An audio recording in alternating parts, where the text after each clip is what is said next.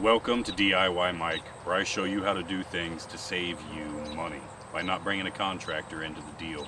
Okay, today we're going to do a condensing fan motor. So you're sitting at home, you're getting warm, you're wondering, I got the AC on, but why isn't it working? And you come outside and you see that the fan motor isn't even spinning.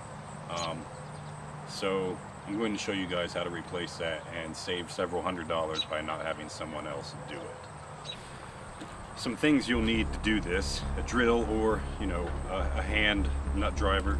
You'll need a 5/16 and a 1/4 inch and possibly a Phillips head nut driver, channel locks, needle nose, crescent wrench, possibly a couple other bits. I just tend to carry all this stuff with me just in case I happen to need it, so I don't have to make trips back and forth. So those are some of the tools you'll need, or actually all of the tools that you should need. Alright, so the first thing you want to do is make sure that the power is off. Okay, this is your quick disconnect box. I'm going to open that. Now I've already got it in the off position, so I'm not going to flip it on and then back off, but please make sure your power is off. Okay. Next thing you're going to want to do is get your 5/16 nut driver. If that's what it calls for, it could be a 1/4 inch depending on the make and model. And you want to take all these screws out around the top. Okay? That way we can loosen the lid. You're also going to want to take off this panel here, which takes you into the electrical area. That screw's already missing. So you want to take this off as well. Alright. Now that you have all the screws out, you want to lift the lid. Be careful, sharp edges here, okay? A lot of times, the power wire to the fan is going to keep you from being able to do that easily. Which it appears to be doing right now.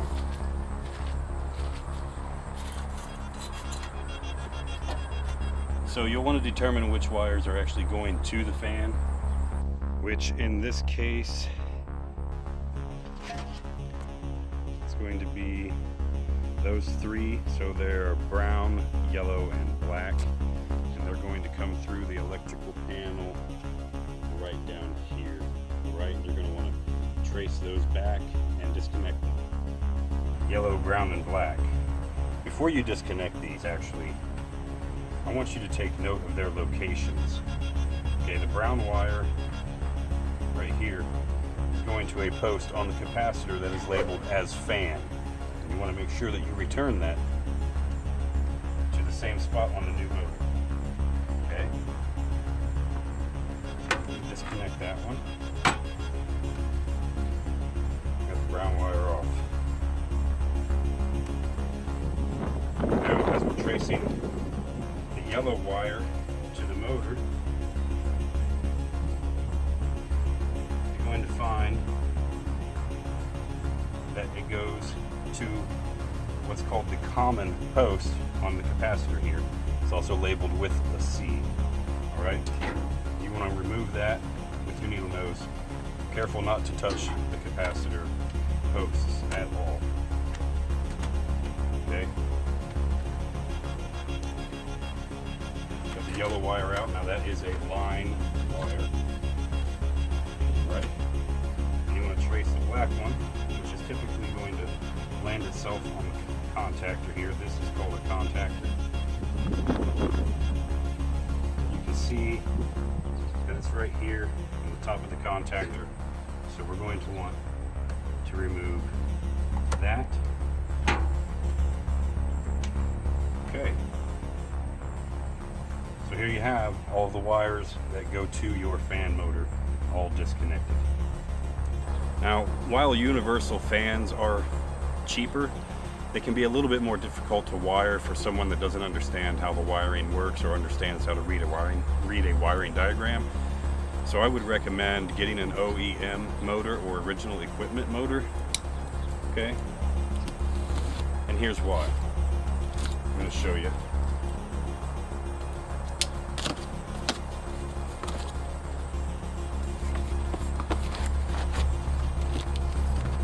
OEM motors typically come wired with the wires being the same color or the exact same amount of wires you need.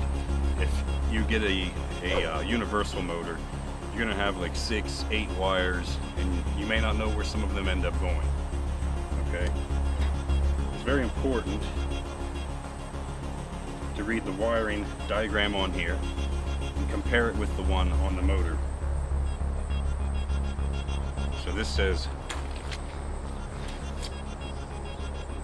line is red, line is black, and the capacitor is brown. Now that's the new motor. Now that rings true with this motor, which is the brown wire going to the capacitor or the fan position. Okay? You want to pull or push the wires through this hole here.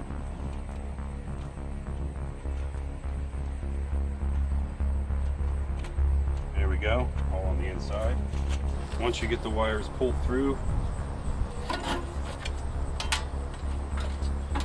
going to flip this guy over, look at the wiring diagram on this motor, which doesn't actually have.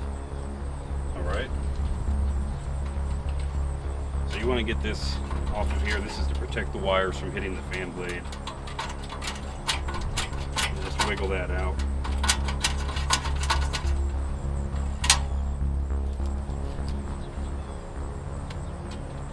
Keep this because you're going to want to reuse this on the new motor. Okay, so flip this back over, kind of keeping it on its side there.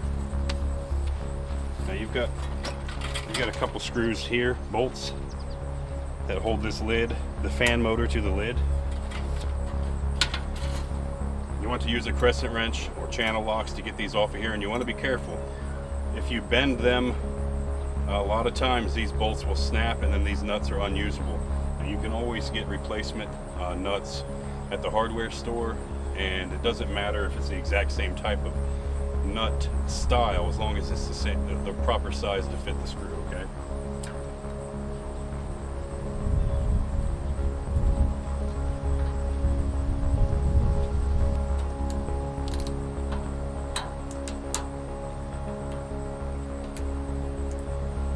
Take all 4 of them off.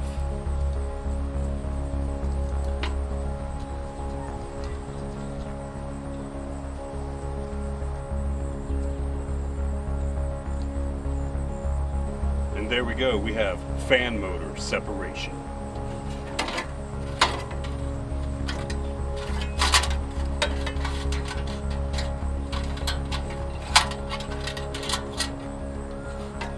Toast.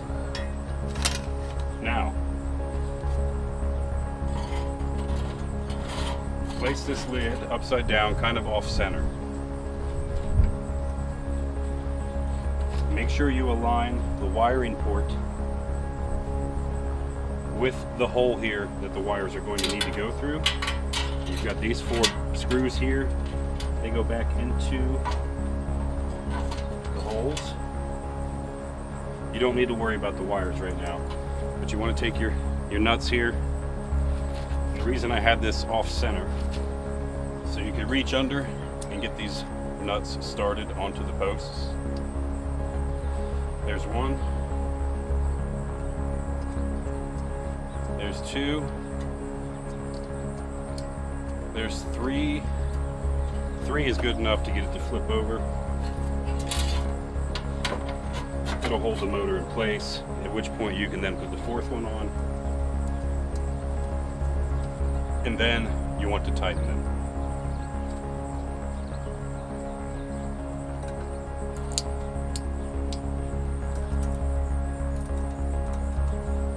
Now if you have sockets or deep well sockets that would fit over these, that's easier than this, but I don't have those with me. So I'm improvising, which you'll find me doing in a lot of my videos. I improvise a lot to get things done. Okay, now that those are all tightened, you want to flip this back over. begin with securing your wire. This is very, very important. Because if you turn this guy back on and that fan blade hits these wires, it's going to rip them in half and you're going to be right back to square one with no motor. You just want to fish these through in a group. It's usually the easiest way. It's also easier if you can straighten this out.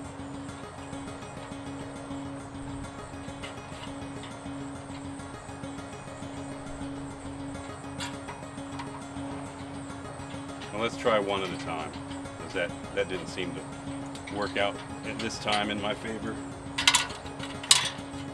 So we'll do one at a time.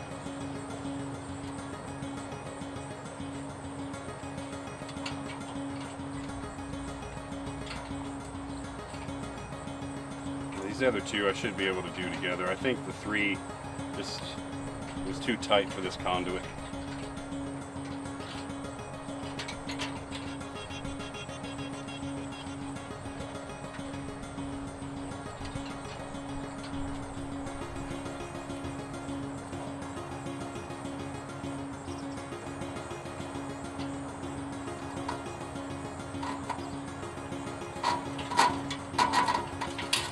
Let's try this a different way, huh? Let's take this, try and get it as straight as possible. It's giving me a real fit. Both together. That way you have a little more tensile strength on the wires as you're trying to push them through.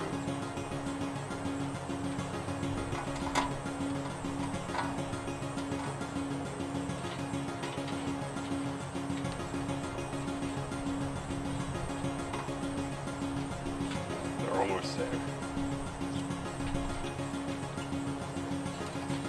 If you get them right to the edge, you can just gently get in there. Grab them with your needle nose and pull them through. There we go. What a pain in the butt.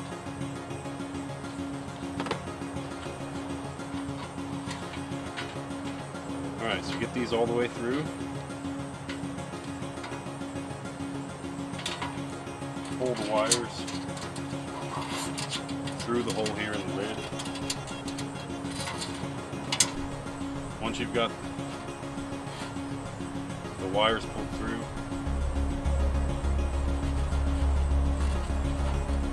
secure the conduit onto the motor here. Right. Now onto the fan blade. And the fan blade has a set screw on it. Like this. I don't know if you can see this.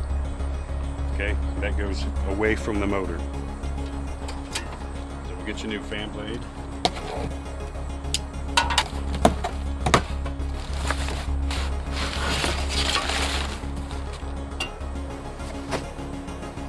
Remember, set screw away from the motor. Now, there is a flat side to the motor shaft. You want the set screw to be on the side that's flat, okay? Make sure the fan blade, before you tighten it, is going to spin freely. Take your crescent wrench and secure the fan blade to the motor shaft.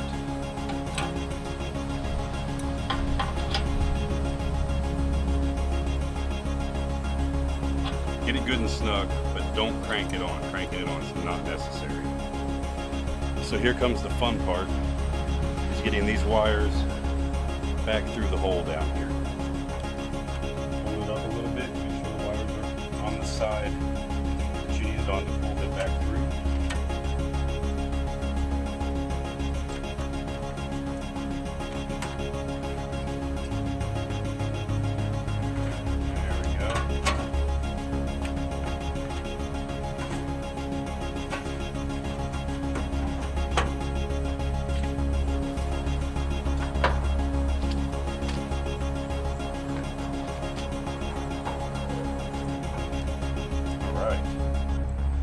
Secure your wires. You want the brown wire going to the fan post on the capacitor.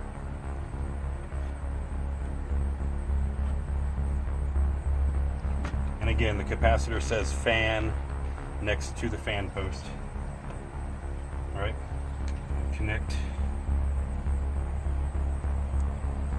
the other wire back to the C, or the common post on the capacitor. This is one of your line wires. And the red wire in this case. Back on top of the contactor here. And there you have it. It's been wired, remounted, and now we just have to secure the lid. To re-secure the lid, make sure you line your screws up with the holes they were previously in.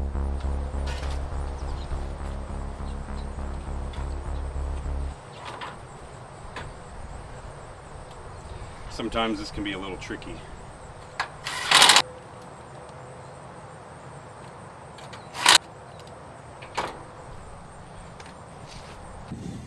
Re-secure your electrical cupboard.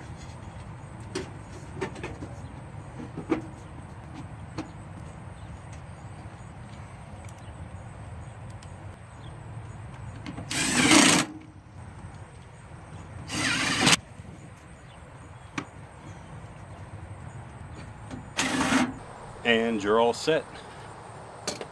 Turn the power back on. Then go inside and turn it on at the thermostat.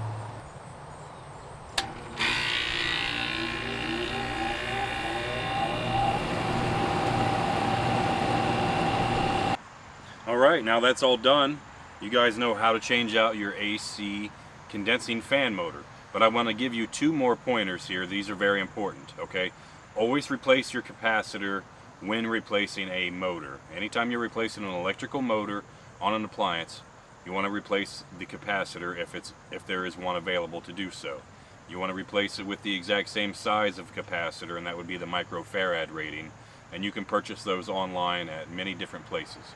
Okay. The other thing is the wire that you hooked up to the contactor and the one that you hooked up to the capacitor on the common post, not the fan post. If once you turn the unit on, you notice that the air isn't coming or being blown out of the top of your unit, in fact it's going down into the unit, then you need to reverse those wires. That just means that you reversed the polarity on the motor. You're going to want to shut that down right away, flip those wires, turn it back on, and then the air will be going in the proper direction and your AC will be working great, as long as that was the only problem. Now I do have a video on how to replace capacitors, and I will leave that in the link below. So watch that video if you don't know how to replace a capacitor. And I just want to say thank you for watching. Thanks for taking the time to view this content. I hope it was helpful for you. I hope that I'm saving you some money. That's my goal here, save you money by showing you how to do it yourself. So like, comment, subscribe. Definitely leave some comments below. If you have any questions, please ask. I'd be happy to answer them if I can. You guys have a great day. We'll see you on the next one.